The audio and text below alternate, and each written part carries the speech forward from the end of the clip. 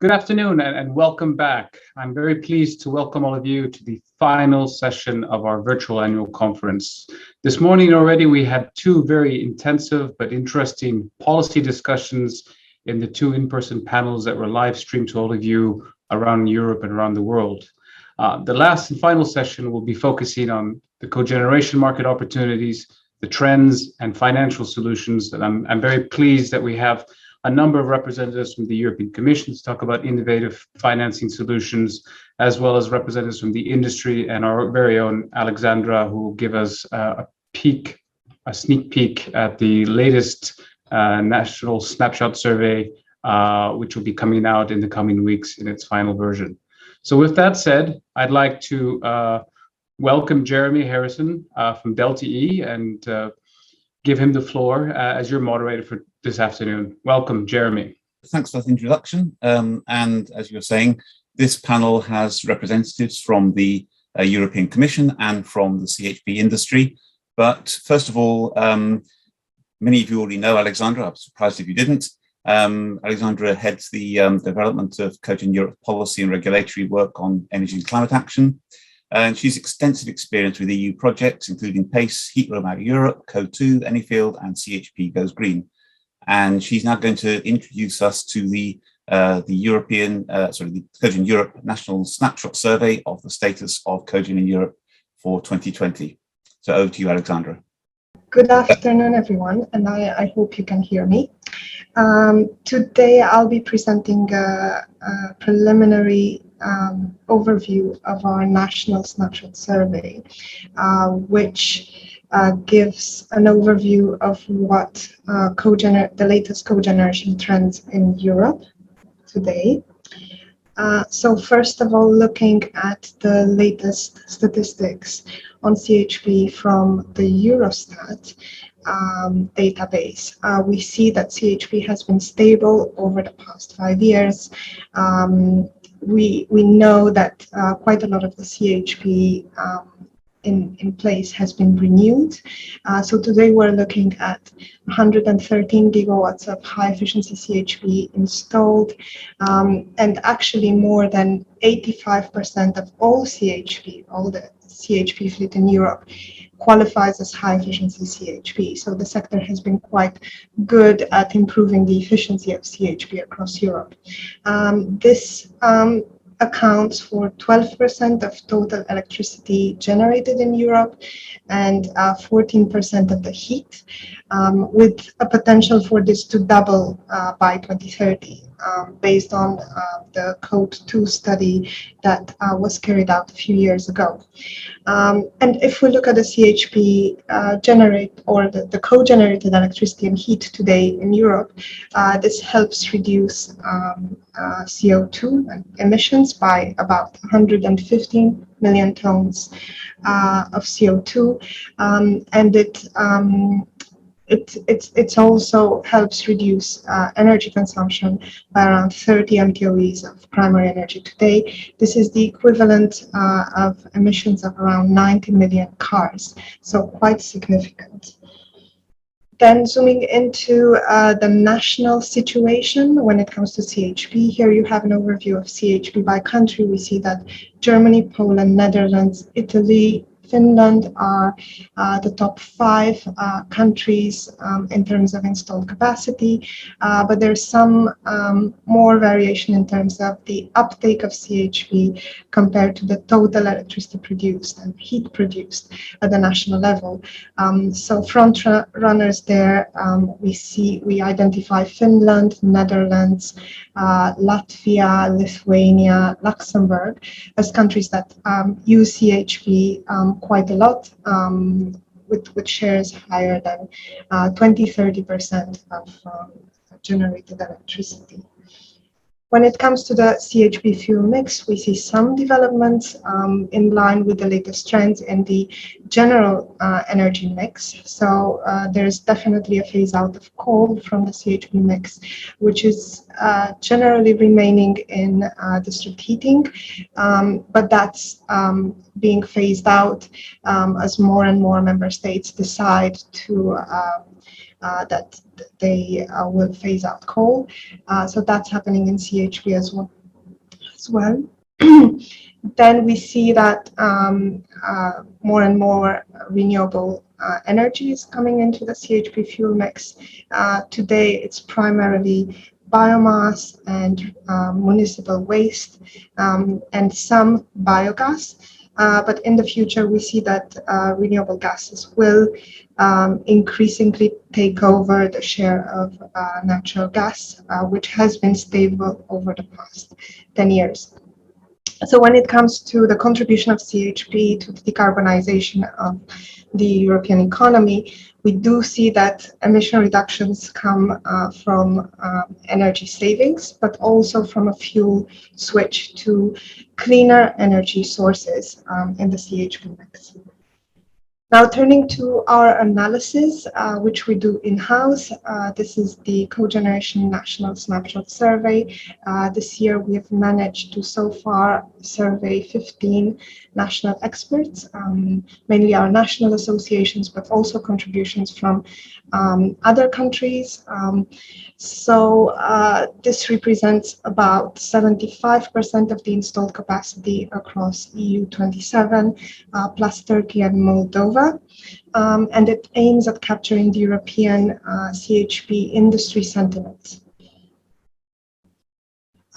So looking at the latest developments, we see that in several countries there has been a decline in the CHP installed capacity and CHP generation as the fleet is renewing, and also because there's been quite a lot of policy uncertainty. So investments in CHP have been put on hold. So installed capacity and generation has declined slightly in 50% of the markets. Then our survey indicates that there is CHP support available, but it is quite patchy and insufficient. So with that, most of our national associations report that there's favorable policy framework for CHP, either in place or being expected in the coming years. So the most common support schemes that are used for CHP are feed-in tariffs, feed-in premiums, and increasingly auctions and tenders. Capacity mechanisms are emerging in several countries, including Poland and Belgium, and other support schemes include tax incentives, investment aid, and certificate schemes. However, as I said, despite that, the level of support is considered insufficient and not very predictable. It's not always correlated with the fluctuating spark spreads that we see more and more. There's complexity of regulation and administrative burden, and support schemes are not really adapted to the particularities of CHP. One of those examples is tenders that are identified as not necessarily the right support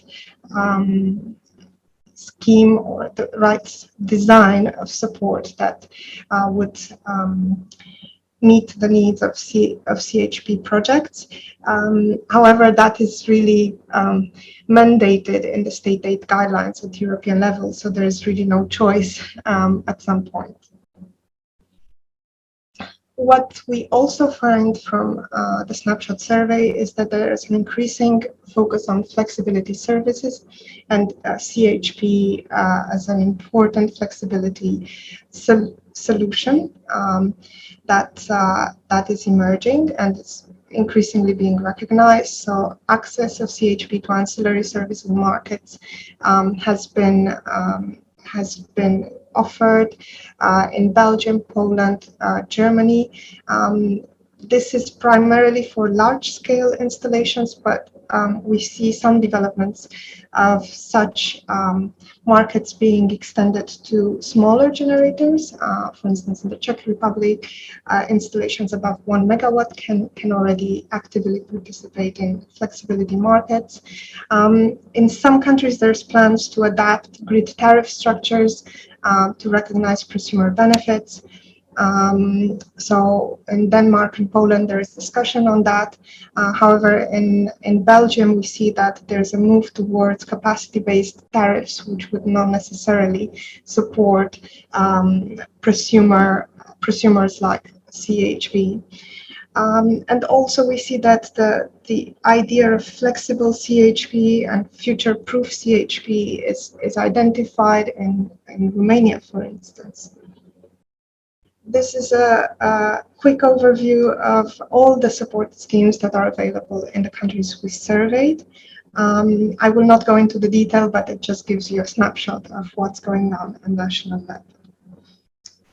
Then for the 5-year outlook, things look much better compared to the current situation. So we hear back from the national level that there's expected growth for several CHP segments in most of the markets we're looking at.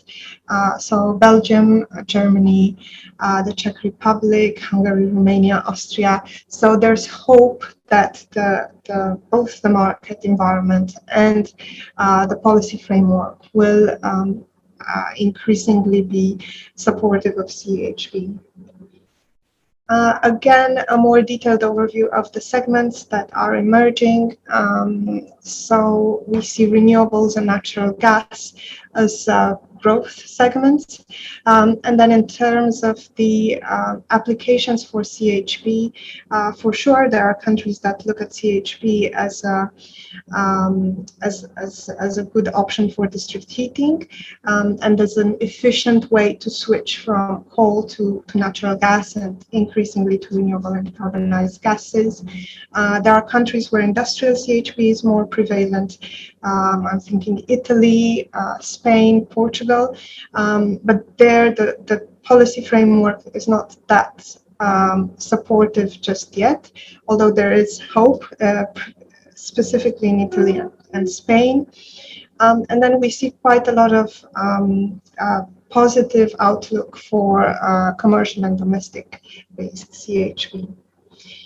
What's also interesting to look into are the member states' own assessment of CHP, and we've looked to some extent in the national heating and cooling assessments, and I believe that the Commission will report, the Commission presentations today will also reflect on that, where we see quite a lot of countries that see CHP as an enabler for the net zero emissions economy by 2050, especially on the flexibility side. So not so much on energy efficiency, but more looking towards the changing role of CHP to provide dispatchable electricity at times of no wind or sun, or at times of high demand. This is reflected in some of the comprehensive assessments that we've been able to analyze. So in terms of opportunities and challenges for the CHP sector, there's definitely a lot of opportunities with many countries wanting to rapidly phase out coal, and then there's of course a role for CHP to fill that gap and provide an efficient switch to gas, either natural gas for the transition and increasingly renewable and decarbonized gases, as well as hydrogen. There's an increasing focus on flexibility services and demand-side capacity in many countries. And also there is a push for future-proofing CHP for renewables and hydrogen readiness. Then there's also challenges. There's, of course, the availability and affordability of green fuels, some market challenges in terms of declining wholesale electricity prices and increasing gas prices. That's the whole volatility of energy prices is not necessarily good for security of investments. The unstable legislative framework is a point that we hear a lot, quite often, which again makes it difficult to plan ahead and assess whether your investment will be profitable or remain above water. And then also the way at the political level gas is seen, and also more importantly the transitional role of natural gas that is still under debate in some countries. So just to wrap things up, the factors that will be impacting CHP growth in various segments and various applications will have to do with political aspects, with the policy framework on national level and European level, as well as the way markets will evolve. And I'm happy to actually participate in the debate later on, because I'm sure there will be additional thoughts that will be shared on this. Thank you. Thanks very much, Alexandra. Great overview, as always. And we now move on to the first of our two speakers from the European Commission, Anna Armengol-Torio. Anna is an economist and a lawyer from Barcelona. She now works as policy administrator at the Commission's Recovery and Resilience Task Force to support the implementation and delivery on the ground of the EU recovery investments and reforms, especially in the green area. So over to you, Anna. So good afternoon, everyone. I will try to give you in 10 minutes just a quick overview. Probably you know better than me what the pandemic has brought us, and of course, despite all the troubles that we've been going into, one of the big opportunities, and I think that's a really relevant title for this session today, is about the opportunities, the trends, and the financing solutions for CHP. I will also try to zoom out a bit and give you a bit of an overview of what's going on beyond the specific markets, because one of the big lessons of the pandemic has been that, the largest fund in the history of the EU was agreed and upon the proposal of the European Commission, agreed by co-legislators, which means that the Recovery and Resilience Facility was delivered. In this sense, just to give you a few hints and numbers that you probably have read about and know already by heart, but just to give you an idea, we are talking about almost 700 billion euros of this facility, roughly 50% in grants and 50% in loans. And the idea is to bring the recovery on the ground with reforms and investments in a performance-based facility, which is one of the big elements that this Recovery and Resilience Facility is about bringing results on the ground, is about bringing investments to deliver performance, and that is one of the key areas that the facility is about. And one of the areas and the reason why I'm here today is because, as you very well know, 37% of these investments in the facility, and at least linked to the 30% in the overall envelope of the multi-financial framework, the 7 years budget of the Commission, we are talking about at least 37% investments in green. Linked, of course, to subsequent reforms, which is an important element here. It's not about only the investment, but it's also about making the needed reforms to deliver on the ground a long-lasting green transition. Also, of course, there is this 20% minimum expenditure on digital, and an important and very relevant element that we can perhaps touch upon later on is the relevance of the inclusion of the do not significant harm principle into the equation. Each and every measure, each and every investment should have this future-proof sign, this checklist on the do not significant harm principle, which means that any measure or all measures approved and part of the plan should be compliant with this DNSH principle. And obviously, they should contribute to the pillars of the Recovery and Resilience Facility, being one of the key ones, of course, the green investments. Just to give you a snapshot, where are we with the approval of the plans? Already 22 member states have their national recovery and resilience plans approved. Still pending, we have 5 of them: Poland, Bulgaria, Netherlands, Sweden, and Hungary. And we are working in the process of getting these also moving forward. But just to give you a big idea that this facility was delivered on the ground and approved not so long ago, and 2021 has been the year of the recovery, as we see it in terms of developing the plans and submitting them to the European Commission, making the assessment, and send the Council implementing decision for approval for each and every of the member states. Another important element, and one of the key elements, of course, that are relevant for today's discussion and panel later on, it's about the green transition. Just to give you an overview, roughly 40% of the allocation are about climate tech measures, which means roughly 43% of green measures investments, which is around almost 200 billion euros from this recovery and resilience facility being delivered on the ground for the green investments and transitions. Of course, you will see a broad range of key reforms and proposals, all of them compliant with the do not significant harm. Of course, we also try to push, and also member states realize the importance of cross-border projects, as you see with some examples like the TEN-T rail corridors, hydrogen, or batteries, which are also part of the flagship investments that we also work upon together with the member states. And of course, there are key investments split by different areas. And actually, one of the key areas that I want you to show in the next slide is the expenditure of the 22 adopted plans, which roughly, as you will see, are about the climate expenditure, is about other types of climate investment, sustainable mobility, energy efficiency, clean energy and networks, and the minimum threshold of the 37% climate tag is fulfilled in each and every of the national recovery and resilience plans already approved out of these 22. So this will be a bit of food for thought. Probably you are aware of this already, but I think it's important to give you the snapshot of where are we now and how does all this green investment look in the overall picture before we dig into the CHP specific elements.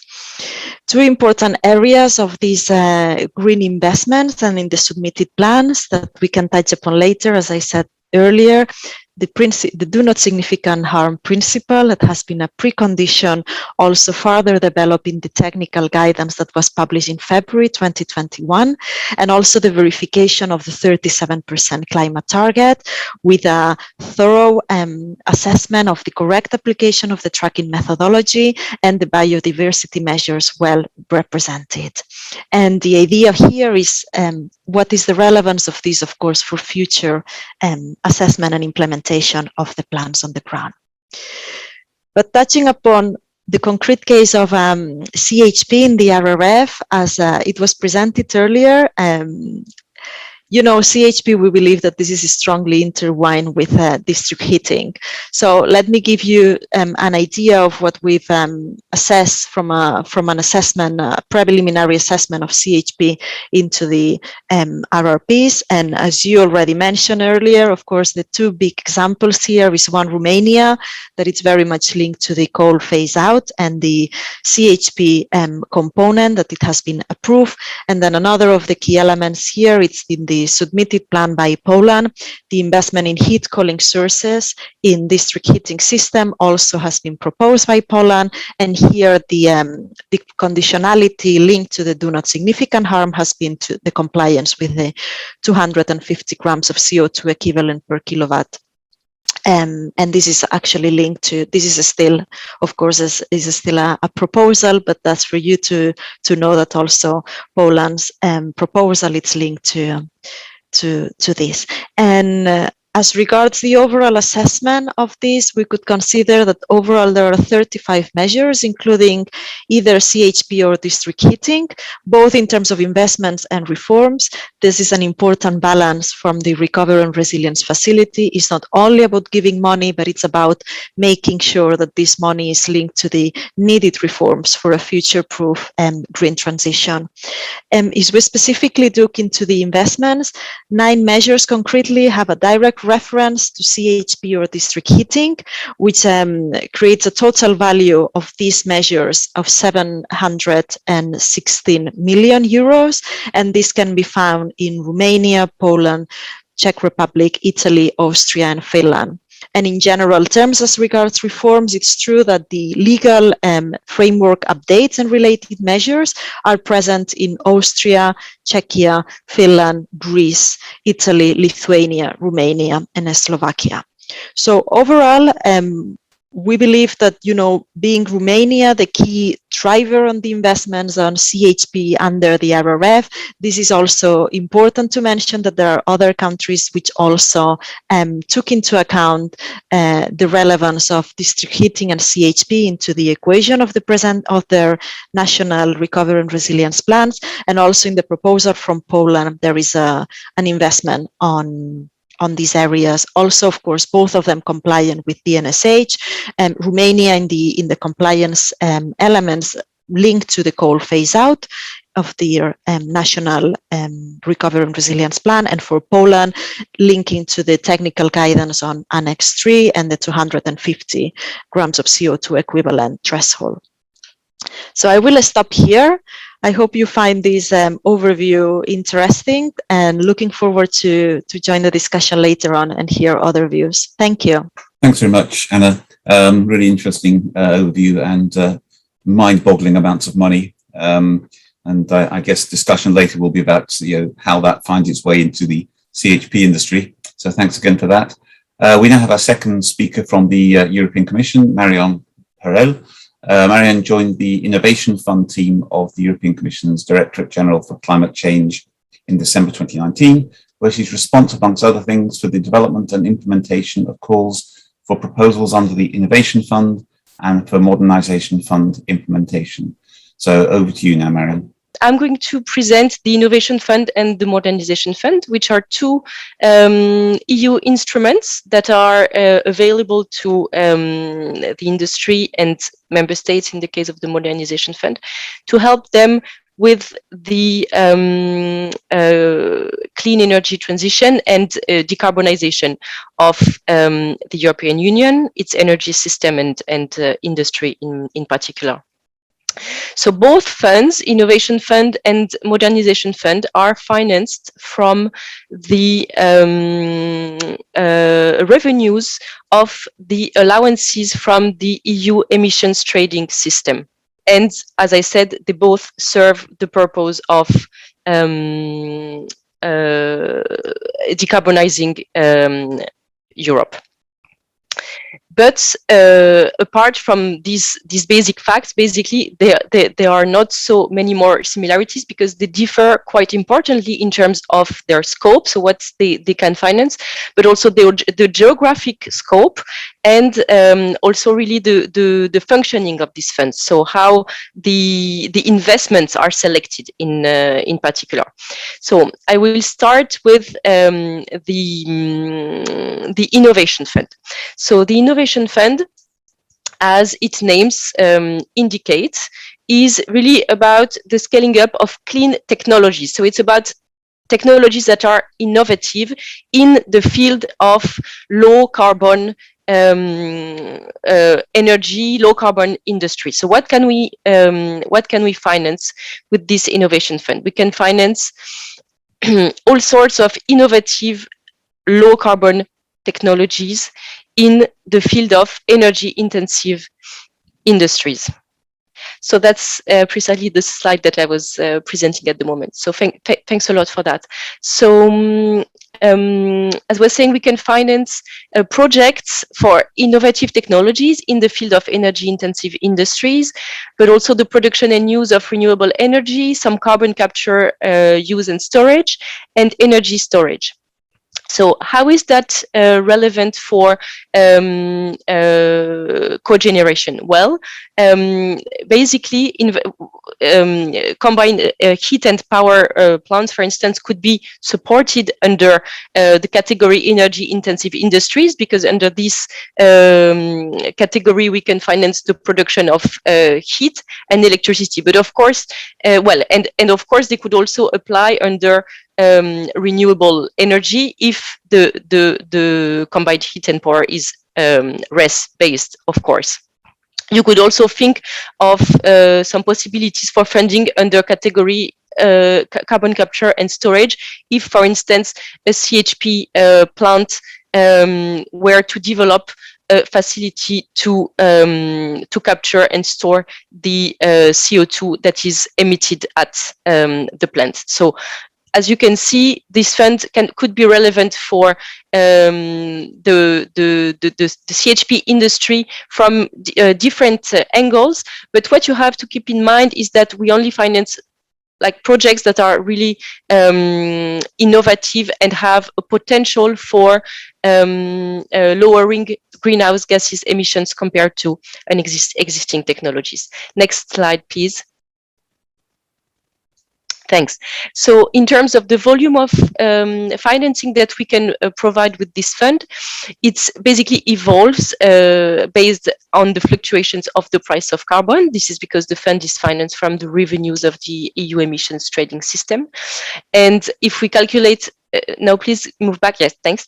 If we calculate at a value of €50 carbon price, our fund is basically 20 billion euro large. But as you know, price of carbon is even higher today. So in fact, it's even at the current juncture, even more money that we can spend on these clean technologies. We support up to 60% of the additional costs related to the deployment of the innovation. So the calculation of relevant cost is really based on the like the price difference, like the premium in terms of costs brought about by the deployment of the clean technology. And we support we can support both additional capital and operating expenditure for a maximum of 10 years after entry of operation of your project. We hold annual calls for proposals. So these are competitive calls that are launched at EU level. And these calls are, we hold different ones for large scale projects and for small scale projects.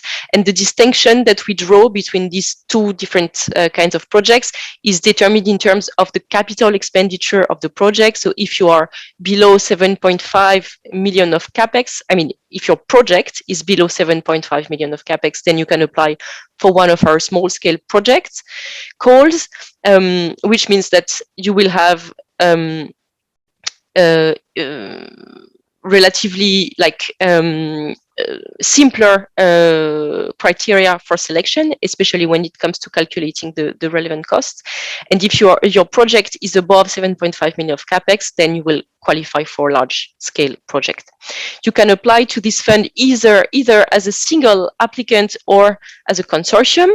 And for projects which are promising enough in terms of their degree of innovation and their potential to reduce greenhouse gases emissions, but that still need to make progress in terms of their maturity, we can also offer project development assistance in the form of services provided by the European Investment Bank. Next slide, please. So in 2021, we had the results of our very first two calls for proposals ever launched under this call. So we had one call for large-scale projects and one call for small-scale projects, which are now closed. Actually, the call for large-scale projects we just announced the results of it no later than Tuesday this week, so it's still fresh news. So we awarded grants for a total amount of 1.1 billion euros to 7 projects, and we granted project development assistance to a further 15 projects. And when it comes to the call for small-scale projects, we awarded a total of 118 million to 32 different projects and provided project development assistance to 10 projects. Next slide, please. On this slide, you see the results of the call for proposal dedicated to large-scale projects, for which we announced the results on Tuesday this week. So, as I said, we awarded 7 different projects with a grant. So these are the green projects on the map, and the blue projects are the projects that received that were offered project development assistance. And you can see like the sectors of these different projects, and also the geographical location. Next slide, please. Now, in terms of the next, of what is like in the pipeline, we currently have open our second call for proposals for large-scale projects. It has been launched on the 26th of October, and applicants are welcome to submit an application to this call by the deadline of the 3rd of March 2022, and the results will be announced in the third quarter of 2022. So we have importantly streamlined the process, because we had 2 stages application with the first call. Now it's only 1 stage application, so it's going to be much faster between the moment applicants submit their application and the moment the call results are announced. The volume of this call is 1.5 billion euros, which represents a 50% increase compared to the first call, and we also have dedicated budget for project development assistance for 20 projects. Next slide, please. And finally, the next steps for this fund. At the beginning of next year, we will hold a seminar on the lessons learned from the first call for large-scale projects. 3rd of March, as I said, that will be the deadline for submission of applications to our second call for large-scale projects. And finally, in March of 2022, will be the launch of the next call dedicated this time to small-scale projects. Next slide, please. So with this slide, I now shift to the second fund of my presentation, the Modernization Fund, which, well, first and foremost, to distinguish it from the Innovation Fund, it's important to say that the geographic eligibility to the fund is different. So the Innovation Fund basically is eligible for projects located throughout the European Union, plus Norway and Iceland. For the Modernization Fund, it's really different, because it's only 10 EU member states that are beneficiary to this fund. So it's a dedicated fund for the clean energy transition and modernization of energy systems in the 10 lower income EU member states of the European Union. And you can see on the slide which ones these are. And I would also like to mention that with the recent Commission proposal for a revised EU ETS directive, we would have 2 more member states that would become also eligible to the fund after, of course, the revisions of the ETS enters into force. And these 2 extra beneficiaries would be Greece and Portugal. So the next slide, please.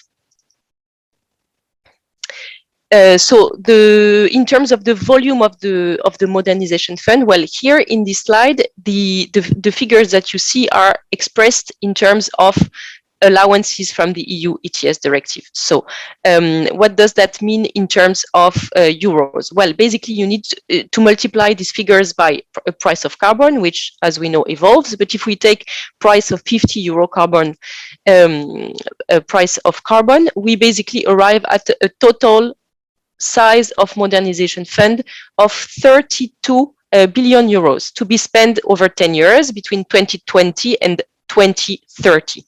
And as you can see from this slide, what is important to remember is that in the modernization fund, we have pre-allocation by member state of envelopes of the modernization fund. So this is predetermined in advance, which is very different, as you can understand, from Innovation Fund, where we have EU-wide competitive calls for proposals. Here, it's really driven, a fund which is driven by the member states. They have their envelope and they basically decide on what they want to invest this envelope.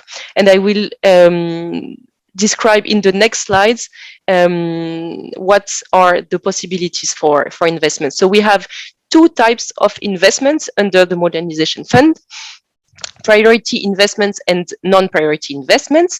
The difference basically between the two is what is eligible under these different categories, and this has implications on the maximum level of funding that a project can get. So if it's priority investment, it can be up to 100% of relevant costs that are supported, whereas it is only up to 70% in the context of non-priority investment. Now you can see on the slide the different types of investment that fall under the different category. But I think the important thing to remind for the context of this event dedicated for the CHP industry is that under priority investments, so we have energy efficiency improvements, and that's basically where would fall relevant investments for, well, in combined heat and power, provided of course that they are high efficiency. And also district heating is improvement. The improvement in district heating is also eligible. But as I said, it's really up to the member states to actually determine what type of investments they are going to prioritize and to fund with their envelope that they receive from the fund. Also here, I would like to mention the revision of the EU ETS directive, which is in the pipeline, because here you can see from the slide that currently we have an exclusion of investments supporting solid fossil fuels. So right now, no coal investment is allowed, with very specific exceptions in Bulgaria and Romania. But in the future, this exclusion of solid fossil fuels will be extended to fossil fuels in general. So the Commission proposal basically says that investment in generation of energy based on fossil fuels cannot be supported. So an important thing to consider. I think I have one last slide to present quickly because I see time is running. So we already had a first investment cycle in the context of Modernization Fund, where we were able to confirm, well, actually the European Investment Bank, because we have quite a complex governance process, but we had investments confirmed in 3 different beneficiary member states, namely the Czech Republic, Poland, and Hungary. As you can see, we did not have in the first investment cycle, so which ended this summer, investments in CHP. But in the and as a next step, the second investment cycle is now coming to a close, and the Commission will adopt its second disbursement decision in the context of modernization fund towards the end of the year. So before the end of the year, we will make public the investments that will be supported from the fund in this current investment cycle. I will leave it at that because I believe I spoke long enough. And yeah, apologies for the confusion with the slide situation at the beginning. But yes, I believe we've been able to get the situation right. Thank you very much. Thank you as well, Marion. That's a really interesting overview of the investment and innovation opportunities. We now move to our industry speakers. First is Rodrigo Álvarez, who is head of ASPAPEL, the Spanish Pulp and Paper Association. And for 5 years, he was Director of Regulation at the Spanish Cogeneration Association. And he also chaired COGEN Europe's Environment and Sustainable Development Working Group for the same period. So over to you now, Rodrigo. Thanks a lot, Jeremy. Thanks a lot, COGEN Europe, of course, for inviting us. So we are already a bit late, and it's Friday, almost in the afternoon to be already in. So I will try to speed up a bit if you want. And the main objective for us trying to define this analysis was precisely which is the role that hydrogen should play for cogeneration from a cogeneration perspective, from an industry perspective. And I'm a representative of industry, but I'm also a representative of cogeneration in Spain. Of course, I'm talking as a member of the executive committee of ACOGEN and also representing COGEN España. And both of the associations represent the interests of cogenerators in Spain. And we believe that hydrogen has got a very important role, but we wanted to verify that fact. We are very implicitly in the process of transition in our industries to a new model of energy. And that's the reason why we decided, together with NTT Data, the previously named Everest, which supported us in the deployment and analysis of this matter throughout several months. I am aware that we've already been discussing extensively this morning about low carbon gases and renewable gases. And I think this is just a part of complementary of additional information that tries to fit very well with the discussion we have already here this morning. I won't go into the detail of the analysis. Of course, this is a very, very big analysis, about 96 slides. So don't worry, I won't go in that depth, just to give you a bit of a glimpse of the situation and the main points we've identified, as well as the conclusions for us. But in any case, we have to start with the basis, understanding what are we talking about. And we are talking about the whole value chain of hydrogen, from the very beginning, from the production of the product, of the different kinds of hydrogen, the origins, whether biomass, fossil fuels, electricity, until the end, till the consumption, including, of course, the carriers that we are considering for hydrogen value, as well as ammonia, liquid organic hydrogen carriers, and synthetic hydrocarbons, of course. We're going to analyze the whole picture, as well as the transport and distribution of the products we are getting and how they would integrate in the process of our facilities. Right now, we are fully aware that the 98% of hydrogen is produced from fossil raw materials, specifically natural gas, steam, methane reforming, as you know, and coal, of course. But this has to change. We have to go towards a decarbonized energy system, of course, and we have to adapt that process, and we are in the middle of that as well. We are precisely cited in Spain. Spain is one of the main consumers right now of hydrogen. We are the fifth, actually, with 500 kiloton, I think, remember, in Spain. And the Spanish government is fully aware of that figure and is fully aware, of course, of the role that renewable energy has to play in our system. And that's the reason why Spain has decided also to try to lead in the process of investment in hydrogen, closely linked to the Next Generation EU, that has already been explained previously by the European Commission present here in this table. And precisely in order to accomplish that objective, last year our government published the hydrogen roadmap for hydrogen, with an investment estimated in almost 9 billion euros, American euros, in investment to meet the objectives that have been set for 2030 for Spain. Specifically, we are considering to install a capacity of 4 gigawatts of electrolyzers. Right now, the amount I can assure you that's not close at all to that figure. It's very, very low actually compared. Industry should be fit with 25% of hydrogen coming from renewable. Just to clarify, the roadmap in Spain is just talking about renewable hydrogen, not any other way of any other kind of hydrogen to be considered. And it's also considering the support to the deployment of renewable, not only in industry, but also in the other ways of consumption, like transport, very specifically, given the importance that transport has got in Spain for the wide of the process. In this regard, we will try to analyze the whole study, structuring it in 3 groups of conclusions. Let me please go through them, because otherwise we will lose too much time.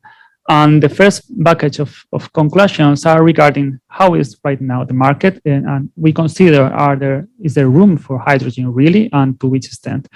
And the very first question for us is hydrogen is out of doubt a growing market. I think it's very clear the explosion, not also, perhaps not the best word talking about hydrogen, sorry, but it's really impressive how for the last 2 years, from almost nothing, general perspective, hydrogen has become the main bullet, the silver bullet perhaps for sometimes. And we realize that it's becoming a very important matter for us and an element of future, out of doubt.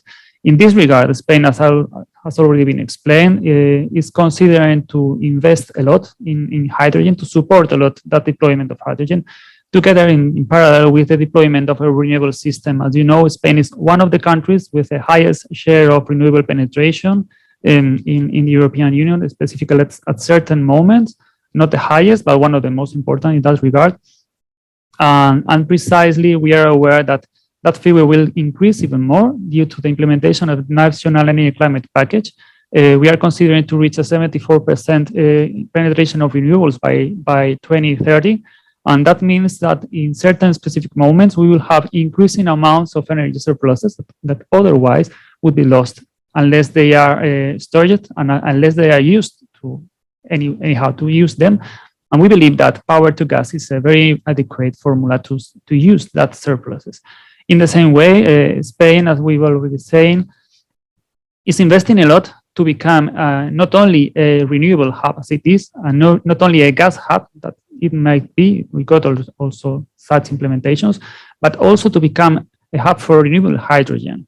As we were saying previously, we got plenty of capacity of producing renewable electricity. Once that interconnections are reinforced, and that we are in the process of that, and we are in the process as well of reinforcing interconnections via LNG, via natural ducts, that may be discussed, of course. We want to be also a hub for renewable hydrogen in order to send that hydrogen to other countries that got less capability of producing the same amounts. Regarding how to use that hydrogen, we are very, very aware, and I am also an industry representative, and that's one of my headaches every day, that our industry has to decarbonize. Our industry is fully aware of its compromise with that process, but we have also to be aware that electrifying is a very important part of that process, but it cannot replace every kind of energy right now is used. I think there are many studies that show that, and specifically very, very complex in the heat-intensive industries, specifically in those with a thermal profile, high temperatures, medium to high temperatures levels. So this is a very big opportunity for us to use it. It's a very big opportunity for us to advance in that process. In addition, regarding what do we need to deploy that hydrogen surge? First of all, we need to advance in technology. We are aware that hydrogen is fully in constant evolution. And there are, of course, technologies already used for a very long time. It's a very mature production, as we were already talking about. The SMR is a technology that is fully proven. But we have to evolve specifically for the green hydrogen production. And that implies lowering costs. That implies advancing in research. That implies also investing and supporting it very clearly. And in the same way, we have to take into account that we need a framework adequate from a regulatory perspective. And we have to provide our investors as well with the confidence that that regulation will be there and will not be touched too soon, putting in danger investments already done. I think we have already talked about this in the previous roundtable. And in that regard, we know that we need a favorable policy and regulatory framework. I think we've got the support right now from the political perspective. We have to materialize that from a regulatory perspective purely, in order to put in order to put in this position of being used in market policies. We are expecting with very big interest the result of the document that will publish the European Commission by mid of December in the gas package, as well as the use of infrastructures in terms of blending, safety, deployment regulations, certificates of origin, making sure that no business model is blocked from the beginning. We have to see how it evolves market and give it opportunities to become a reality in the same way. And the very big elephant in the room, I think, we are fully aware of that elephant in any case, all of us, is the price. Right now, prices of gray hydrogen is impossible to be compared with the rest. Of course, it's fully competitive. It's impossible to displace. And the only way to achieve a green hydrogen that is required by the European Commission and the member states as the only alternative would be the evolution of the technology, the improvement of efficiencies, having economies of scale that may make it a reality for all of us. Moving forward to the next block is how is hydrogen being directly connected to cogeneration, which implication has got hydrogen for us, and how to reap the most benefits of it for our model of buildings or of business. First of all, hydrogen is technically viable, and that's at least what says for us using for cogeneration. That's what our study says at least. We've already seen that the technology is available. We have already been analyzing with turbines, with engine providers, etc. The conclusions we saw is that there is technology available, and we have to ramp up the process. We have to deploy it increasingly. We have to take the chance that we got in our hands, at least in Spain. Alexandra was already previously describing the wave of new investment that in some countries are foreseen. In our country, for example, many of our cogeneration plants are in the process of renewable.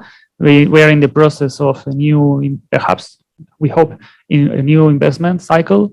And in that process, hydrogen will most probably play already a part, at least getting our facilities, our equipments prepared for consumption in the future once it is freely available for us to be consumed.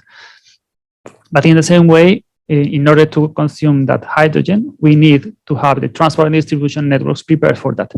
In this process, we are aware fully of the differences between hydrogen and natural gas. We have to be also very aware of the need of accomplishing with the limitations of blending, as well as the repurposing of networks will be an issue in the future as well. And in addition, we also do believe that there are already business models available for cogeneration using light hydrogen. What does it mean? That each cogeneration plant has to analyze what prefers to use for its business model for its future, whether it prefers to produce electricity via electrolysis hydrogen on site, whether to buy it externally to a hydrogen provider, whether to contract a PPA or similar equivalent contract model with a renewable producer and use it to produce on site via electrolysis, the hydrogen, etc. That will be a decision for each facility, which have to analyze the characteristics of its installation and how to get the best for it. And finally, but not least, of course, we are relying on competitiveness. We are relying on security of supply for our facilities. Myself, as an industry, I want to have a reliable supply. Continuously, we are working a very high level of production, let's say 8,000 hours a year, 7,500 hours a year. I need to make sure that my facility will be able to go on producing continuously. And therefore, I do believe that hydrogen is a good option, of course. Cogeneration is already providing for us that competitiveness. It has been made doing that for the last decades, actually. And we are fully aware that it will go on working, and we will go on counting on cogeneration as long as hydrogen is available, as long as we got a supply, a feed that allows us to go on working, offering balanced services, offering grid stability, etc. I wouldn't close this without at least a very big vision of how is investment going on. This is already out of date, actually, because several weeks ago was published the new Clean Hydrogen Monitor 2021. This is a 2020, basically. But the main message for us is this is exploding, this is increasing a lot, and we need to move forward. All around the world. This is just a snapshot from Europe, of course, but the figures are really impressive, given that we are coming from almost zero, of course. And just very big message, of course. There are many examples, there are many works on the way, but we need to count on the support of our governments, to count on the support of our regulatory systems, to make sure that those investments will be able to be rewarded as it is properly, that their model, the business model, won't be put in danger as a consequence of a shaky regulatory system. In that regard, and a very, very important message, the packages we got on the table are going to have a very important impact in their future viability, as well as in the deployment of hydrogen, which all of us as leads, as a consequence of analyzing this study, I think, came to the conclusion is a very good opportunity for all of us. So thanks a lot. Sorry for being a bit more lengthy than expected, and looking forward to discussing later. Thanks. Thanks, Rodrigo. Really interesting and great to see that map of the activity all over Europe. I think we've been impressed in our research by the phenomenal growth, as you say, in the last couple of years of green hydrogen in particular. So moving now on to Jan Andersson, who is Wärtsilä's Market Development Manager, has worked extensively in German, UK and Irish markets, and who says that he believes the energy transition is a source for new business opportunities for the energy sector, and that by challenging conventional thinking and exchanging data and experience, the industry has real development potential. I think we'd probably all agree with that. So Jan, if you'd like to expand on that a bit, if you can keep it to time, it'd be great, as we have a bit of time for questions at the end. Thank you. Thanks a lot for that introduction, and thanks for having me. So I will, listening to the previous presenters here, I think what I'm going to talk about is touching a lot of what we have heard already today. So I'm going to discuss a little bit about why CHP is an important part of the path to net zero for the power systems in Europe. But as an introduction, if somebody does not know us, Wärtsilä Energy, so we are a Finnish energy technology company. We provide CHP plants and power plants globally, and as well as energy storage systems. So we are present basically in every country around the globe, and have deployed 72 gigawatts over the years. So we have a large footprint and are capable of delivering projects quite everywhere. But enough about Wärtsilä.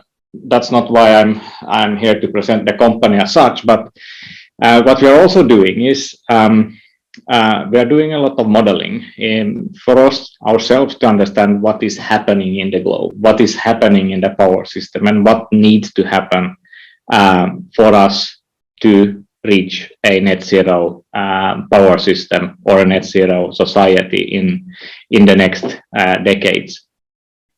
So just before the COP26 that ended a week ago, we launched a report, and I would like to pick out a few interesting things from there, because we have modeled a few countries around the globe, and Germany is one of them. I now pick Germany because that is of course one of the core countries when it comes to CHP as we see it. And for CHP here, I'm mainly talking about district heating because that is very close to our heart, and we are delivering CHP power plants into Germany right now, and we have delivered a number of them already before. But a little bit look at the model for Germany. So we have modeled the state of the art today and then evolving the system until 2045 and pushing the system to become net zero. We see that if you look at the graph there, the energy mix, coal, which is black, and nuclear, which is purple, is going offline. We have taken a more ambitious route and say that Germany can phase out coal already by 2030 if they want to do that. And we are really happy to see that this is actually being negotiated right now in Berlin for the new government taking over. This also means that Germany needs to speed up their deployment of renewables, so more wind and solar needs to come online. But what we see is really, really interesting is that orange part here in the middle, which is the CHP based on natural gas to start with. This will become a gas bridge, phasing out coal, increasing renewables, and having a gas bridge. And then towards the end of the horizon, after 2030, after 2035, we see here the power system is starting to be converted towards hydrogen, and these flexible CHP power plants will be converted to hydrogen operation. So looking at the German power system and evolving that, we clearly see two distinct phases here. So the first one from today until 2030 is the phase out of coal and building a flexible CHP gas bridge. The second phase is then when coal is gone from the system. Then we start to focus on phasing out fossil gas and replacing that with electrification and hydrogen or other types of future fuels. If I zoom in a bit on the district heating side and how we see the development of CHP, is that we see a huge growth already starting now for CHP power plants. And this is very much linked to the coal phase out, because a lot of the coal plants in Germany are actually providing CHP or district heating, and this needs to be replaced by something new. And the German legislation today is very much supporting replacing old coal-fired CHP plants with new gas-fired CHP plants. So we see in the coming years, there will be a need for at least 15 gigawatt of new flexible CHP plants, and it will even grow a little bit towards the end of the horizon again. If you look at the right side, that is the district heating production by source. And this is quite an interesting one, I think, personally, because we see going from 2022 here on the right-hand side, it is predominantly fueled by coal, by legacy gas plants, a little bit of flexible gas, flexible CHP is already there. Then we have the heat-only boilers, and then we have a little bit of electrical boilers. But we see a radical shift here, and here we see the actual gas bridge in action. The flexible gas is taking over, and it's peaking then somewhere early 2030s, while after that, it will diminish. We will get more heat pumps, a little bit more of electrical boilers, and then towards the end of the horizon, a big part of the district heating production will be electrified. And these flexible plants will provide a more of a system support, grid stability type of services. We also have talked about hydrogen, and I need to have something about that as well. And for us, yes, we are doing heavy R&D on hydrogen, and our aim is to have hydrogen-ready engines on the market by 2025, fully optimized for real hydrogen operation. When we look at the modeling and how we see hydrogen develop especially now for the power sector. So the graph here on the right-hand side, this is actually showing power to hydrogen to power. So the amount of hydrogen that will be needed to be converted back into electricity. And this is something that we see is starting very small here in late 2020s, and then toward the end of the horizon, when the power system really need to go to the net zero, to take the final step, then we see a big growth in the hydrogen demand. So what we see here is that in order to decarbonize the power system, the best one is to do it by focusing on building renewables, building a lot of renewables, coupling that with flexibility, and then at the later stage, when you really need to take the final push, you go to hydrogen because it's an expensive fuel. So only at the end we see that it's from a cost perspective, the time to do it. This was only now a short snapshot of what we have been doing on the modeling side. If you would like to take a look at our front-loading net zero report available on our website, and there you can find more interesting things and more deep dive into the German modeling. So by that, thanks a lot. I think I almost get my time. Thanks, Jan, for you didn't manage to bring us back to time. We're quite a long way over, but I think that given the interest here, I think it's probably worth continuing with the Q&A session up until at least say past, if people can stay with us. So yeah, thanks for that presentation. And maybe if I can start with you for the Q&A, just picking up your points about the different roles of CHP. It seems like we're saying is in the short term, we have this, what you call the flexible gas bridge, which is an energy efficiency way of supporting the phase out of coal and other undesirable fuels. But in the longer term, there is also this view that it plays a really important part in terms of flexibility, using hydrogen as an energy carrier.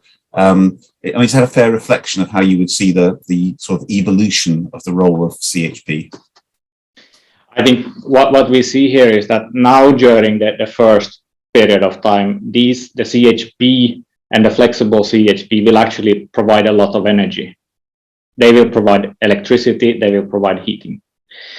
Then as the years go by and we get more and more renewables, we get more and more heat pumps, the role of CHP, especially for district heating, that is, I think, a distinction that we need to remember here. I'm now talking very much about district heating, and there's a lot of other types of CHP.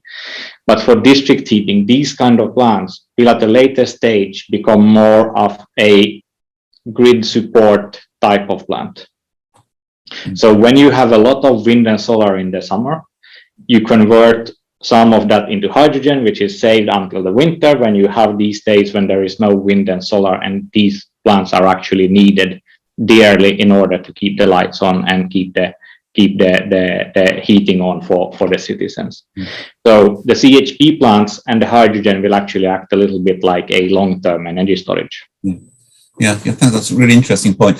There was a question, a very long question in the Q&A, talking about the kind of the technology of the large scale versus small scale. And I think one of the things that I would be very keen on is the much smaller scale CHP, because it can be much more highly distributed. Also, you can build it much quicker. And I wondered whether there might be a role there. Maybe I could direct this one back to Alexandra, actually, about the changing role of CHP, and whether you were actually within that survey that you did, whether you're starting to see a growth in these different kinds of technologies, and not just the big district heating schemes, but also the smaller schemes, because it seemed that it was just Czech Republic and Germany that really are seeing much support for the small scale CHP. Indeed, so there is a move towards smaller scale, more I would say flexible models and modular ways of deploying CHP. Even in district heating, if you look at the Kiel project in Germany, you have 20 smaller CHP engines that are being deployed, and this way you ensure that they're highly flexible because they can ramp up and down, and they are also, well, they can be ramped up and down at highest efficiency because they're modular. So you will do the first 3 and then the first 4 and so on. So there is this move towards smaller scale CHP. Then looking at the industrial CHP, there is still a need, as Rodrigo pointed out, for security of supply and continuous heat supply for the industrial side. So there, I think the business model and the customer case is going to be different. But I'll maybe let Rodrigo also comment on that. Yeah, well, with that, thanks. Actually, Rodrigo, would you like to pick that point up and maybe also comment on a bit further on the role of maybe hydrogen as, in fact, as Jan was also talking about, as this sort of interseasonal energy storage vector, you know, power to X to power. So could I pass it on to you? Yeah, thanks. Thanks, Alexandra. Thanks, Jeremy. Actually, I think you put the point precisely and very well. I think there are different models for cogeneration and there are different cases. And the industrial one is a very specific one. We are aware that increasingly we are going to be required to be flexible, and we are going to be required to act as balance of the system.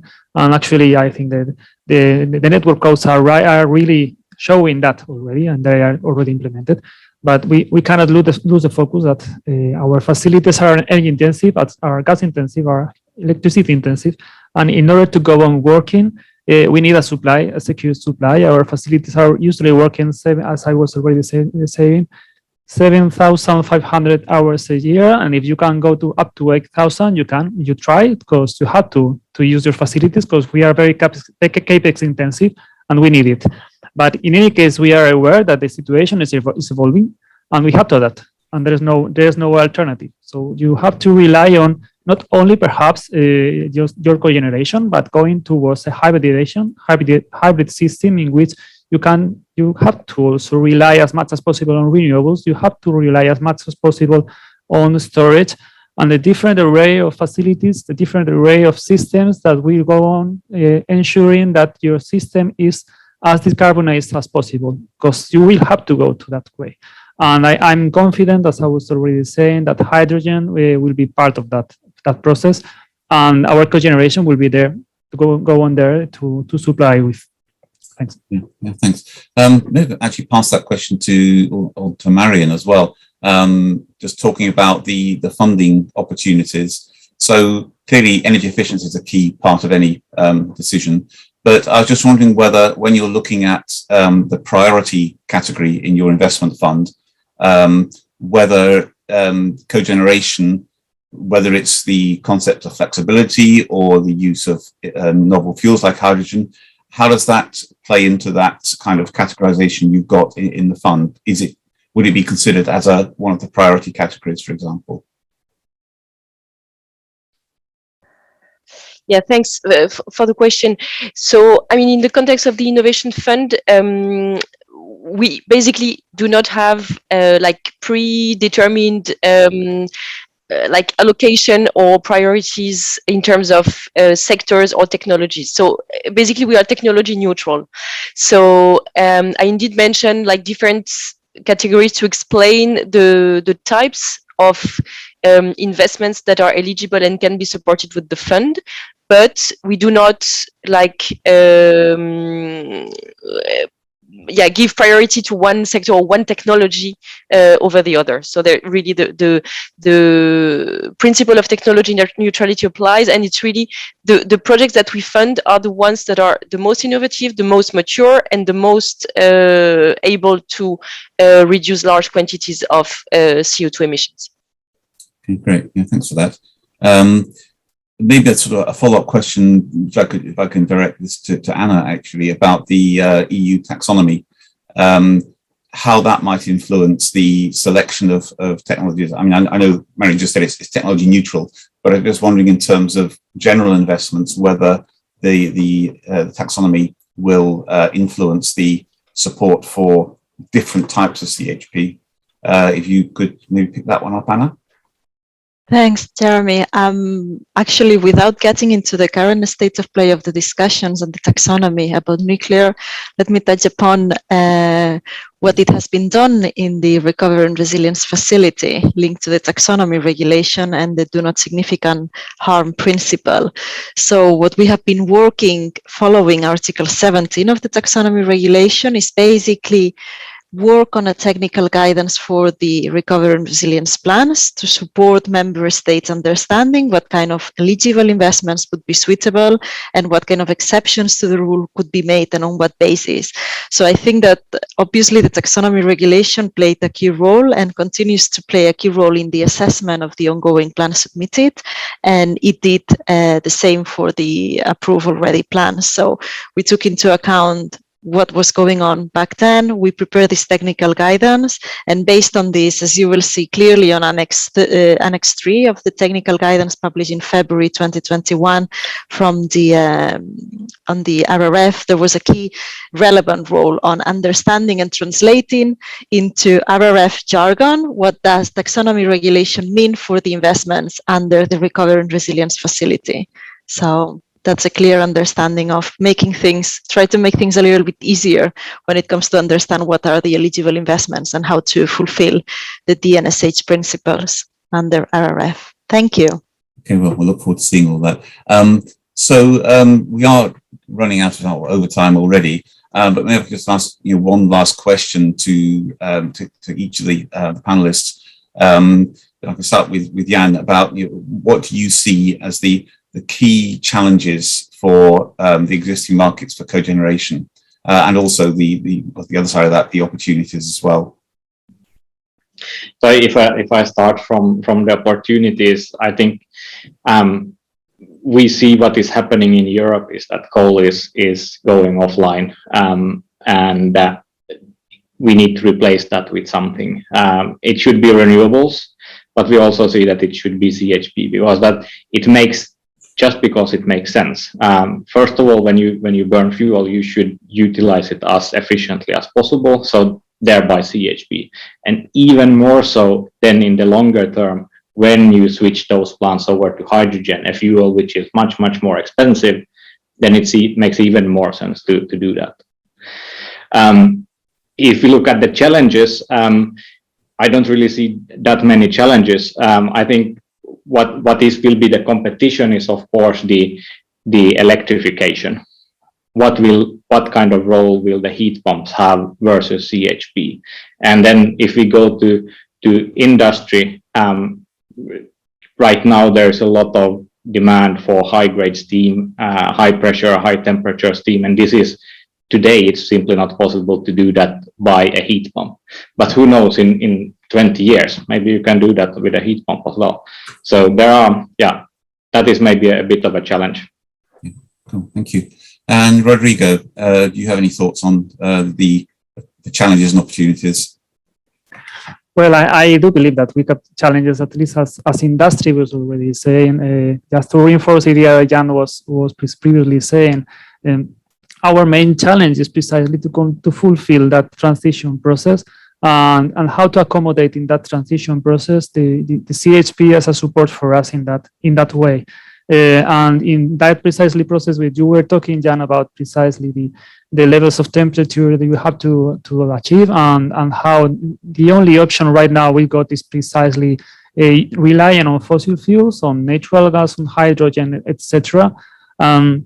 I would say that this is a challenge actually for us, trying to move forward from a purely fossil fuel base. Biomass, of course, is also playing a very important role for us, but with the limitations that it's facing increasingly, it's also becoming a problem in the way, but also very important for us. And as well, how to decarbonize that natural gas that has been offering us a so good service. The opportunities are very important, I think. The opportunity, especially, at least from my perspective, is the contribution we are going to do as industry to our economy, to go forward as well in the decarbonization process, and to go on offering jobs, very good, well-paid jobs in our countries as well, thanks to the support of industry. Thank you. And maybe, Andrea, if I could just ask you to focus on the opportunities. for CHP that you see? Anna, still with us? Yeah, hi. Okay, hi. Sorry. Well, I think it's, at least how we say it from the perspective and the angle of the Recovery and Resilience Facility, and then perhaps Marion also can complement from the Innovation and Modernization Fund. There are still opportunities. See what Romania presented. See what the proposal of Poland is on the table. Also think about the reforms, the legal reforms that can accompany the transition and the opportunities that can grow from CHP, from this kind of decarbonization angle. So we see that there is opportunities. We see that some member states have put forward proposals that have been accepted on our end. You see that Romania was accepted with a really ambitious plan, also linked to the coal phase out.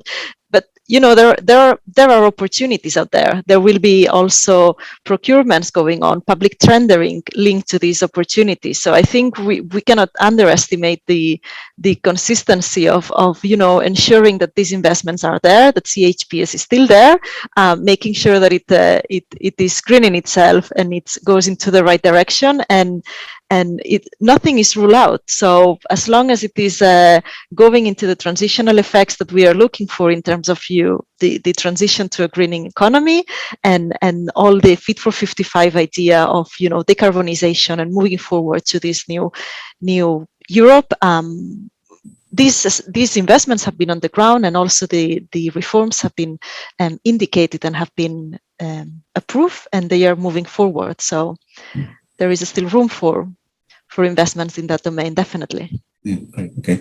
Anything you'd like to add to that, Marion? As the last speaker. Yes.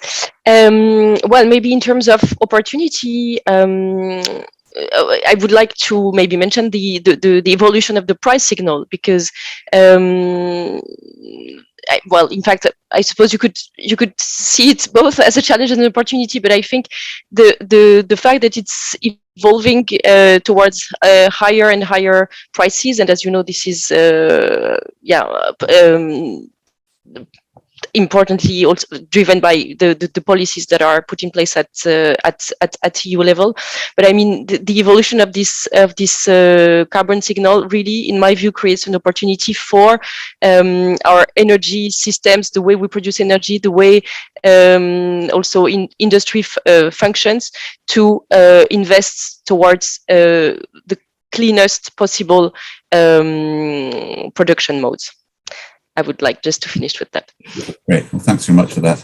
So thank you all for your contributions. It's been a really interesting set of presentations and a brief but fascinating discussion as well. So thanks to you and also to the audience for sticking around. I realize we run over time, but I hope it was worth it. So just to wrap up the conference, I'd like to invite Alex Marshall to have a few words just to tie things together at the end. Alex. Thank you, Jeremy. Firstly, I'd like to thank the audience for their attention and contributions over the last 2 days. This conference has been hot on the tails of the United Nations COP26 event in Glasgow, where there is clear direction for the global trend towards decarbonisation. The content of this event has been extremely strong, and we've seen great audience engagement. Highlights have included presentations from members of the European Parliament, the International Energy Agency, and chief executive officers of leading industry players. Unabated natural gas CHP is a valuable bridging technology to delivering net zero carbon. Natural gas cogeneration can be implemented today and deliver tangible carbon savings in many geographies until at least the 2030s. As an industry, we need to recognise the goalposts have moved, however. There's huge investment in intermittent renewable energy, closure of baseload power generation, and this is coupled with the trends towards electrification of both heat and transportation. As well as baseload energy efficiency, we therefore, as an industry, need to consider carbon efficiency and time efficiency. Flexibility and resilience are areas where CHP technology can excel. We need to recognise we have a branding and communication challenge with the wider market, the European Union and national governments. CHP is currently often seen incorrectly to be only a fossil fuel technology, and policymakers see CHP as the bedrock of energy efficiency, yet when it comes to policy measures and implementation, it is a technology that is often overseen. We need to better explain the benefits of the system, highlighting the fuel agnosticism of CHP systems, being ready to accept biogas, biomethane, hydrogen, and other renewable fuels. Stories shared during the conference highlights the diversity of the CHP sector, matching consumer needs through a range of technologies from engines to turbines and to fuel cells. From an energy consumer's perspective, the availability and affordability of clean energy solutions is key. CHP will be one of the enabling technologies accompanying industry, cities and residential consumers on the decarbonisation pathways. Finally, with added system complexity, there are more opportunities to hybridize with other technologies, including energy storage, solar, wind, and with heat pumps. And with that, the next annual conference, hopefully in person, will take place on the 11th to 12th of October 2022 in Leuven, Belgium. Thanks once more to everyone for their participation, and everybody have a great weekend. Thank you.